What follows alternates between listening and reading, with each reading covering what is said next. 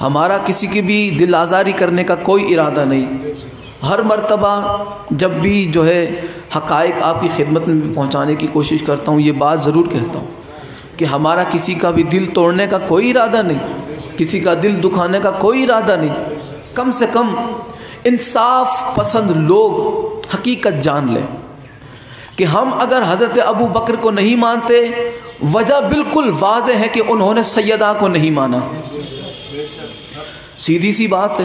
ہم اگر حضرت عمر کو نہیں مانتے، بالکل وجہ بالکل واضح ہے کہ انہوں نے سیدہ سلام اللہ علیہا کے گھر کی بے حرمتی کی، اہل بیت علیہ السلام کی توہین کی. ہم حضرت عثمان کو نہیں مانتے، وجہ بالکل واضح طور پہ ہم بتاتے ہیں کہ کیوں نہیں مانتے. وہ جاگیر جو سیدہ کو نہ دی گئی، وہ ایک مروان لانتی خبیث کو وہ جاگیر دے دی گئی، ہم نہیں مانتے تو وجہ بتاتے ہیں نا. اب آپ کے پاس ماننے کی وجہ ہے، آپ مانیں. اہل بیت علیہ السلام پہ زیادتی کرنے والوں کے لیے بھی اگر آپ کے دل میں نرمی ہے تو پھر آپ جانے، آپ کا ایمان جانے، آپ کی آخرت جانے، آخرت میں آپ جانے، رسول اللہ جانے. آخرت میں ہمیں رسول اللہ کی بارگاہ میں پیش ہونا ہے. سوال ہوگا قیامت کے دن کہ کیا کیا تھا میرے رسول کی اہل بیت کے ساتھ. میں نے تو تم سے جو ہے مودت کا مطالبہ کیا تھا میرے رسول کی اہل بیت سے، اور کیا دیا تم نے؟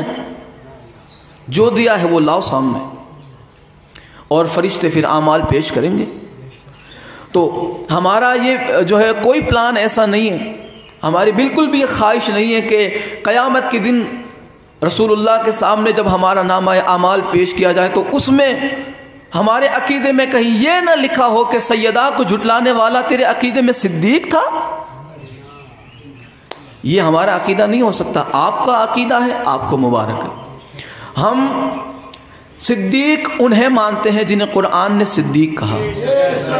ہم صدیق انہیں مانتے ہیں جنہوں نے زندگی کی ظاہری پہلی سانس سے زندگی کی ظاہری آخری سانس تک کبھی بھی کوئی گناہ کی طرف قدم نہیں بڑھایا، جو معصوم ہے، جنہیں اللہ نے قرآن میں معصوم کہا، رسول اللہ نے اپنے فرمان میں معصوم کہا.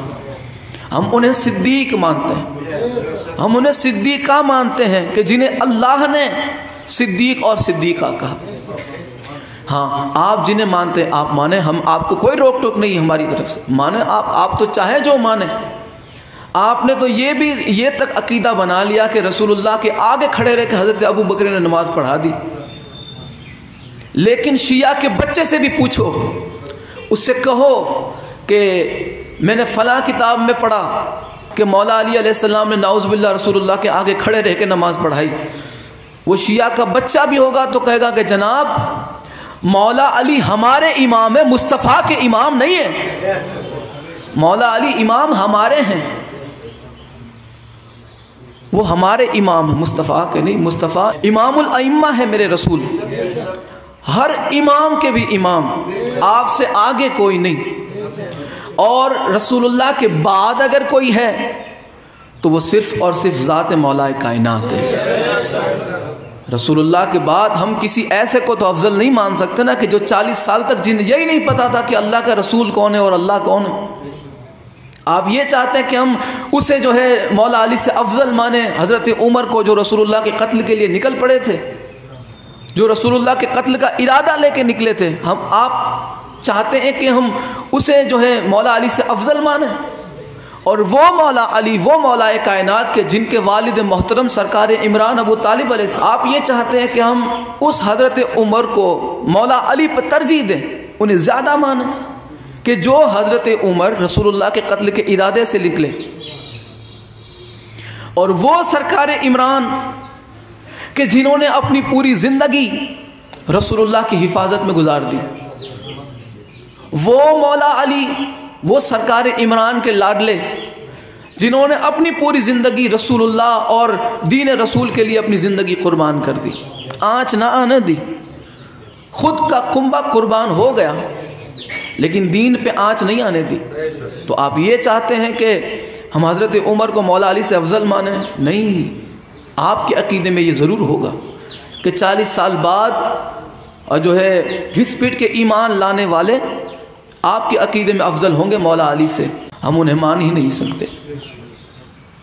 یہ عقیدہ آپ کا ہوگا، یہ آپ کو مبارک۔ ہمارا عقیدہ ہے واضح طور پہ ہم آپ کی کتاب سے بتاتے ہیں، دل توڑنے کا، دل دکھانے کا، تانا مارنے کا کوئی ارادہ نہیں۔ حقائق آپ کے سامنے ہیں، آپ کی کتاب سے تسلیم کریں خیر ہے، نہ کریں خیر ہے۔ آپ کسی مولائی کا کوئی نقصان نہیں کرتے، نہ خود کا کوئی فائدہ کرتے۔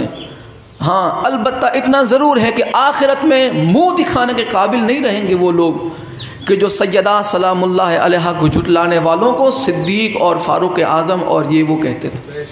رسول اللہ کے سامنے منہ نہیں دکھا پائیں گے۔ ہمیں رسول اللہ کی بارگاہ میں آخرت میں پیش ہونا ہے۔ نامہ اعمال، ہمارا یہ عقیدہ ہے کہ ہمارے عقیدے میں یہی ہو کہ جب نامہ اعمال ہمارا پیش کیا جائے تو رسول اللہ یہ دیکھے کہ ہاں اس نے ہمیشہ میری اہل بیت کی صداقت کو تسلیم کیا، اس نے ہر مقام پہ میری اہل بیت کو صدیق مانا، اس نے ہر مقام پہ میری اہل بیت کو ہادی، رہبر اور امام مانا۔ آپ مانیں جسے چاہیں، آپ کو کون منع کرتا، لیکن آپ اپنا عقیدہ ہم پر نہیں تھوپ سکتے اور ہم اپنا عقیدہ آپ پہ تھوپنا چاہتے نہیں۔